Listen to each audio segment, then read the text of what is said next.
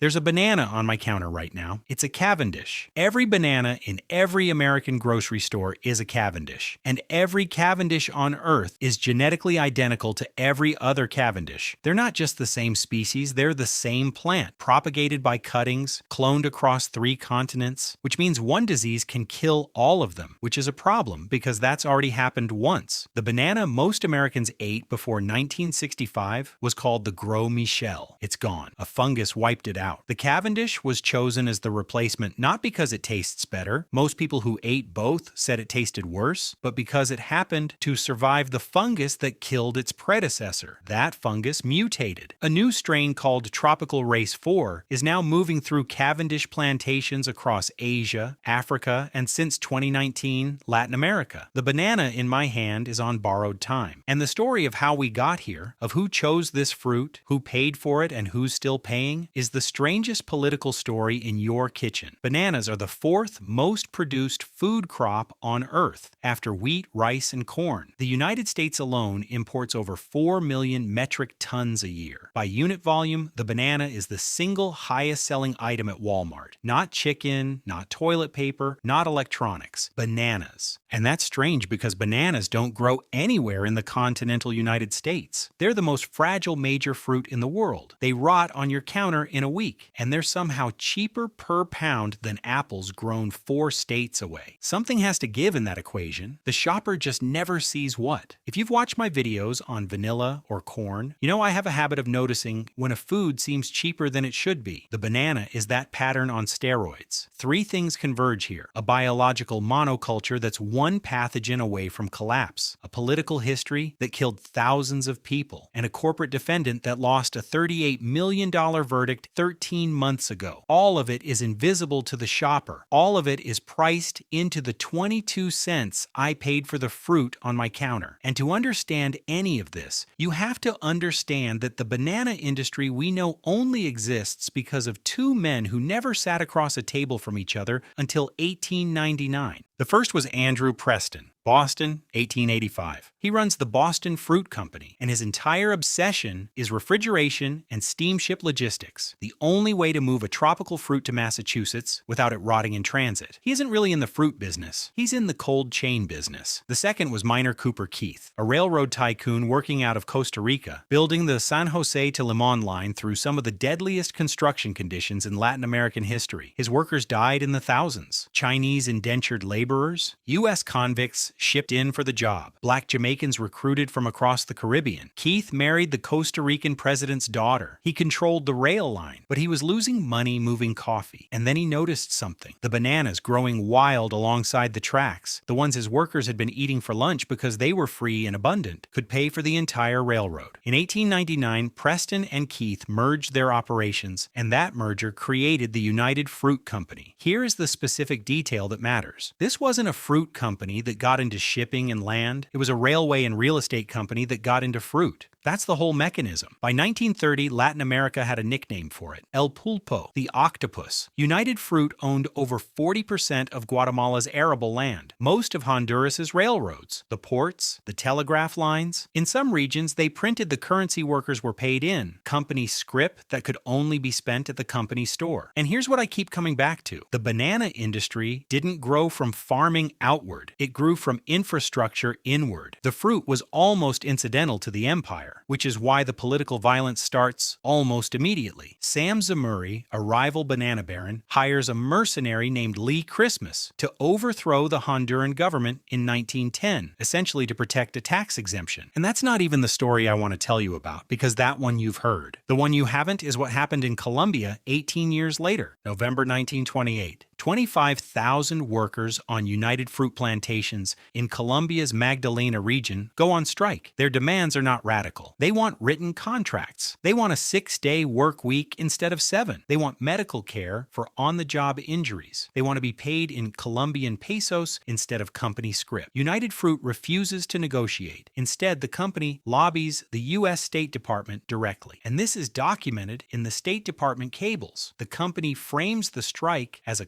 communist takeover of Colombian labor, and therefore a threat to American strategic interests in the hemisphere. The U.S. pressures Bogotá. The Colombian government deploys the army under a general named Carlos Cortés Vargas. Night of December 5th into the 6th, 1928, soldiers surround a crowd of striking workers and their families gathered in the town square of Ciénaga, in front of the train station. Machine guns open fire. The casualty counts are the part that stayed with me. The official Colombian government count, submitted immediately after, was 47 dead. A U.S. embassy telegram from Bogotá that surfaced decades later in the archives estimated up to 1,000. General Cortés Vargas himself, later in his memoirs, claimed closer to 1,000. The bodies, according to multiple accounts, were dumped in the ocean by the trainload. And here's the part I couldn't stop thinking about. Gabriel Garcia Marquez was born a year later in a small town called Aracataca, right up the road from Ciénaga. He grew up hearing about the massacre from his grandfather, who had been there. 40 years later, he wrote it into 100 Years of Solitude. The massacre at the banana plantation, the trainload of bodies dumped in the sea. Every South American reader recognized it immediately. Every American reader thought it was magical realism. It wasn't. It was reporting. Which brings me to the story most competitors do tell, because it's the one with the CIA in it. Guatemala, 1954. And I'm going to tell it fast because it isn't actually the interesting part. 1944. Guatemala has what's later called the October Revolution, a democratic uprising against the U.S.-backed dictator Jorge Ubico. Juan José Arevalo is elected. 1951. Jacobo Arbenz wins the next election with 65% of the vote. He runs on land reform, and in 1952 he passes Decree 900. It's an agrarian reform bill. It seizes uncultivated land from large owners and redistributes it to peasant farmers. And here's the specific detail that matters. The government offers to compensate United Fruit for the seized land at exactly the value the company itself had declared for tax purposes. That value was $1.185 million.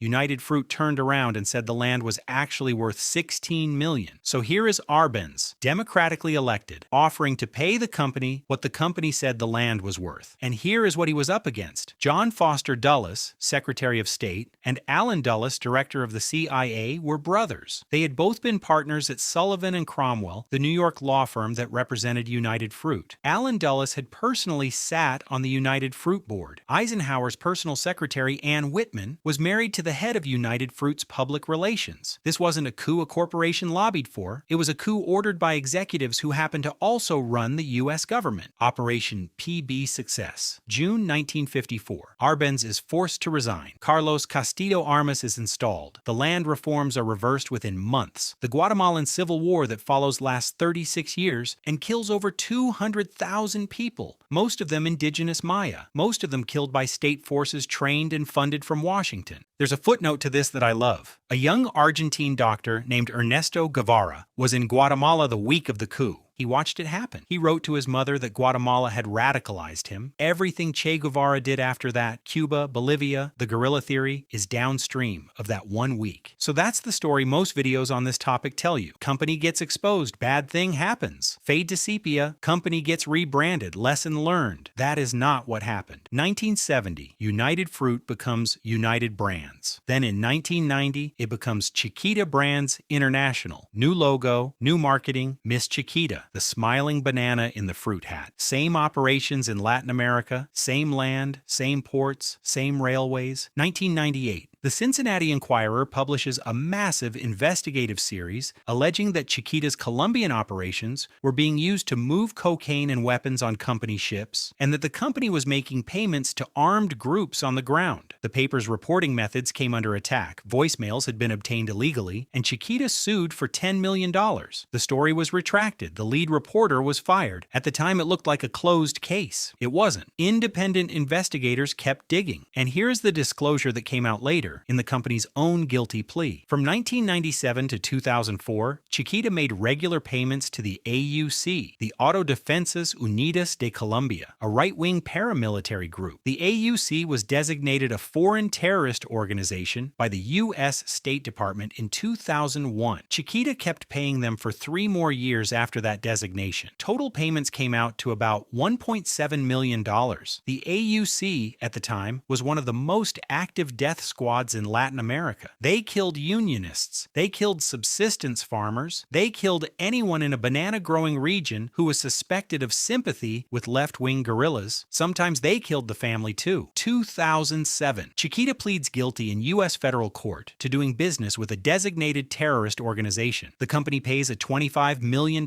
fine. No executive is ever criminally charged. The company calls the payments protection money. Nobody goes to prison. And I want to sit with the next part for a second because it's the thing I couldn't stop thinking about while I was reading. June 10th, 2024. Federal Courthouse, West Palm Beach, Florida. Judge Kenneth Mara presiding. A civil jury finds Chiquita liable for the deaths of 8 Colombian men murdered by the AUC during the years the company was funding them. The jury awards their families $38.3 million. It is the first time in U.S. legal history that a major American corporation has been found financially liable in a jury trial for terrorist violence overseas. Chiquita is appealing. Roughly 100 more cases are waiting in line behind that one. The sticker on the banana in my kitchen right now says Chiquita on it. This is not a story about the past. So there's the political story. There's one more piece, and it turns out to be the strangest. I mentioned in the cold open that every Cavendish is genetically identical to every other Cavendish. That's not a metaphor. There is no sexual reproduction happening on a commercial banana plantation. The plants are propagated by cutting shoots off a mother plant and planting them. Every banana you have ever eaten from a supermarket is a clone. There is no genetic diversity in the food supply. Why does the industry accept that catastrophic biological risk? Same reason we accept it with corn. If you saw the video on Reed's yellow dent, this will feel familiar. You sacrifice diversity for yield and standardization. Every Cavendish ripens the same way, ships the same way, bruises the same way, tastes the same way. That uniformity is the product, and the industry accepts, as the price of that uniformity, that a single pathogen can theoretically end the crop. The Cavendish wasn't chosen because it tastes better. Historically, people preferred the Gros Michel, richer, creamier, sweeter. The Cavendish was chosen because it happened to survive the strain of Panama disease that killed the Gros Michel in the 1950s. Tropical Race 4 is a new strain of Panama disease. Cavendish has no resistance to it. First identified in Taiwan in 1990. Confirmed since then in the Philippines, Indonesia, China, Australia, Mozambique, Pakistan, India, and this is the one that matters, Colombia in 2019, Peru in 2021, Venezuela in 2023. It's in Latin America now. It moves through soil. There is no cure. Contaminated soil stays infectious for decades. What is the industry doing about it? Genetic engineering. A UK biotech company called Tropic, along with researchers at Queensland University of Technology, are developing gene-edited TR4-resistant Cavendish. The Philippines approved a GMO Cavendish for cultivation in 2024. The Gros Michel banana was killed by a fungus in the 1950s. The Cavendish was chosen to replace it. That fungus mutated, and it's now killing the Cavendish. So a UK biotech company is engineering a third banana in a lab to replace the second one, which was replacing the first one. The banana on my counter is the answer to a problem we created, and it's already being replaced by the answer to the problem it's creating. This isn't really a story about food. It's a story about the shape of the dependency. So I want to come back to the fruit on my counter. There's a banana in front of me. It's a Cavendish, which means it is genetically identical to every other banana in the store, which means it is one fungus away from disappearing, which is exactly what happened to the last one. The sticker on it says Chiquita, which is the modern name of the company that helped overthrow Honduras in 1910, called in the Colombian army in 1928, took Guatemala in 1954, and lost a $38 million verdict in Florida in 2024. It cost me 22 cents. The distance between what I paid for it and what it cost is the whole story. I'm not telling you to stop eating bananas. I'm telling you that the price on the shelf and the price of the fruit are not the same number, and once you see that gap, you can't unsee it. The banana is the clearest version of a pattern I keep running into when I pull things apart in this kitchen. Cheap is a place where the cost got moved to. It always got moved to someone. The Cavendish is the second banana we've engineered into extinction. The third one is being grown in a lab right now. I do one of these every week. If this one stuck with you, I'll see you in the next one.